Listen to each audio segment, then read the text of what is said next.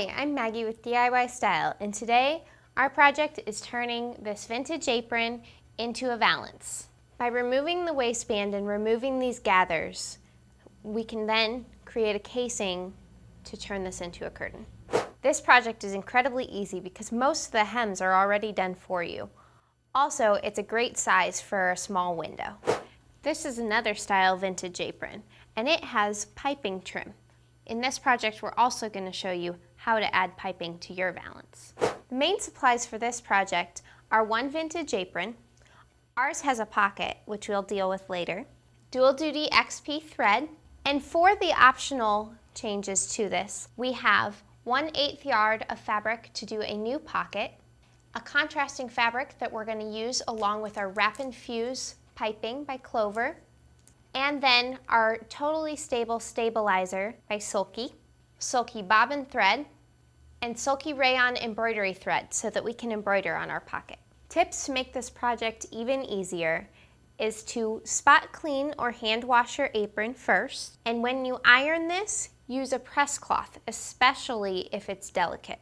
When taking out the seam, use a lint roller or strong piece of tape to pick up the loose threads. We're going to determine the length of our valance based on the size of the window. So we've removed our waistband as well as all the gathering stitches and embellishments. Now it's time to start creating the casing. First thing we're going to do is iron down a 1/2 inch on this top edge. So now that we have folded down the 1/2 inch, we are folding down an additional 2 inches, and we're going to iron this as well. This will be our casing. Now we're going to stitch our casing a 1/4 inch away from this folded edge. Earlier, I removed this pocket from our valance because I didn't like the placement, but I actually want an entirely different pocket. So you can either use this as a pattern piece and use the 1/8 yard of fabric to create a new pocket, or you can just cut it to whatever shape and size you wish to have your final pocket. If you have an embroidery machine like we do, you can put embroidery on your pocket, or you can also do decorative stitches. Another option is to pipe the top of your pocket. We used Nancy Zeman for Clover's Wrap and Fuse piping. This is the pocket we're actually going to use for this project. Instead of using pre-made piping, we chose to make our own out of this fabric. This piping is a cord surrounded by fusible web that allows us to adhere the fabric to it. We cut a bias strip, and using the Wrap and Fuse piping, we are now going to create a new piping. I am folding fabric over this fusible web and ironing up to the cord, but not over the cord. We're going to attach piping to the top of our pocket like we did on this one. So we created more piping than we need, but I'm going to clip it to the size of it with the seam allowances. We're attaching this piping right along the fold line of the top of the pocket. Now we're going to top stitch really close to the piping on the right side. Make sure you're folding under the raw edges with the side seams.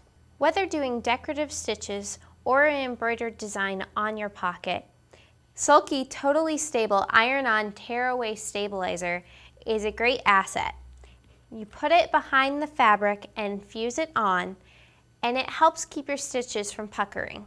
And it's not necessarily for only machine embroidery. I used it when I did decorative stitches as well. Once you're done with your stitching, just tear the stabilizer away. I added the piping to my pocket, and I liked it so much I added it to the casing of my curtain as well. Now we're going to decide where we want our pocket. You can put multiple pockets on if you want, wherever you want the pocket. It's just an additional embellishment. The fact that this is a vintage apron means it has some wear, so I chose to put my pocket perfectly over a stain. Pin your pocket in place and we'll just stitch it down. We're going to stitch on the pocket about 1/8 inch from the edge. Be sure to pivot at your corners. This vintage valance is all done. Now I'm ready to hang it up. It'll look really cute in my window. For more projects like this, visit DIYStyle.net.